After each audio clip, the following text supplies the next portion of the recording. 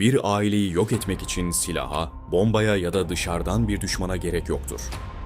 Bazen sadece içeriye birinin girmesine izin vermeniz yeterlidir. Ama bu kişi sizin en zayıf noktanızı, inancınızı ve korkularınızı kullanıyorsa kaçacak hiçbir yeriniz kalmaz.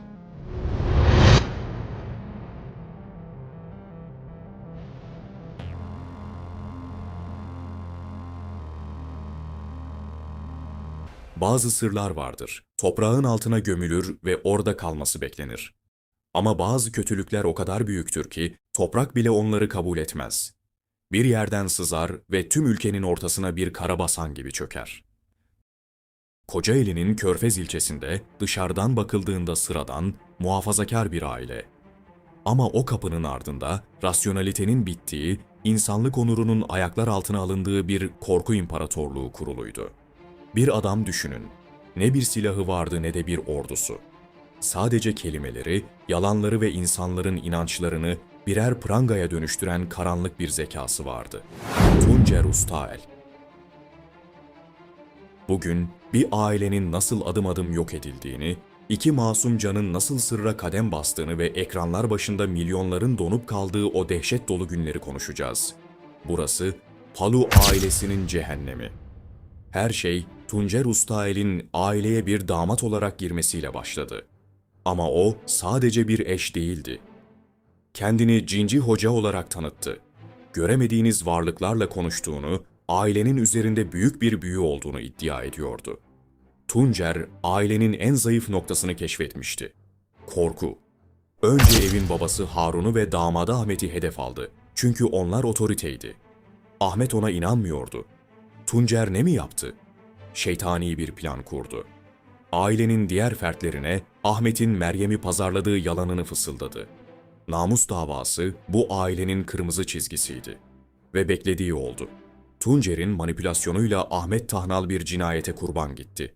İlk domino taşı devrilmişti. Tuncer artık ailenin tek hakimiydi. Şimdi gözlerinizi kapatın ve hayal edin. Bir otomobil, içinde koca bir aile. Günlerce, haftalarca o arabanın içinde yaşıyorlar. Neden mi? Çünkü Tuncer, Ahmet'in ailesi peşinizde, sizi öldürecekler diyerek onları dış dünyadan kopardı. Aslında hapis olan sadece bedenleri değildi, zihinleri de Tuncer'in elindeydi. Bu süreçte Meryem Tahnal için kabus başladı. Tuncer'e göre Meryem'in içine cin girmişti ve o cinin çıkması için Meryem'in darp edilmesi, aç bırakılması, ağaçlara bağlanması gerekiyordu. İnanması güç ama ailesi, öz annesi, kardeşleri, Meryem'in o ağaca bağlı halde eriyip gidişini, her gün biraz daha soluşunu sessizce izlediler. Kimse ne yapıyoruz biz demedi. Çünkü Tuncer, ses çıkarırsanız büyü yapar sizi de öldürürüm diyordu. Meryem öldü, sessizce bir sahile gömüldü. Ama Tuncer'in karanlığı doymak bilmiyordu. Sırada Meryem'in 6 yaşındaki kızı Melike vardı. Küçük bir çocuk, annesini kaybetmiş, aç ve korkmuş. Tuncer, Melike'nin de içinin temizlenmesi gerektiğini söyledi.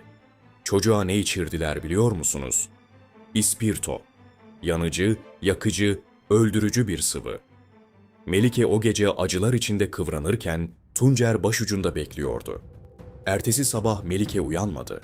Bir çocuk beyaz bir çarşafa sarıldı ve annesinin gömüldüğü o karanlık sahil şeridine bir meçhule bırakıldı. Tapu kayıtları, senetler, evler.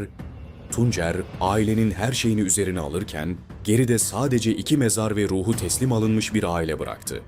Yıllar geçti ama vicdan en ağır yüktür. Baba Harun Palu'nun hapisten çıkışıyla sırlar dökülmeye başladı. Televizyon ekranlarına çıktıklarında Türkiye, Tuncer'in o soğukkanlı tavırlarını, hiçbir şey olmamış gibi tarihi geçmiş gofret hikayeleri anlatışını dehşetle izledi.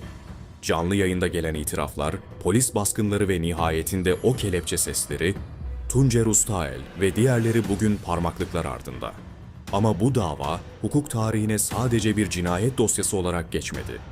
Bu, cehaletin ve manipülasyonun bir insanı nasıl canavarlaştırabileceğinin, bir aileyi nasıl toplu bir cinnetin ortağı yapabileceğinin en acı kanıtıydı. Palu ailesi davası bitti. Ama hafızalarda kalan o soru hala yankılanıyor. Bir insan, sevdiklerinin yok oluşuna nasıl bu kadar sağır kalabilir? Belki de en büyük canavar, kapıyı içeriden kilitleyen o korkudur. Gerçek hikayelerin karanlık yüzünü keşfettiğimiz bu videonun sonuna geldik. Meryem ve Melike'nin anısına bir sonraki dosyada görüşmek üzere.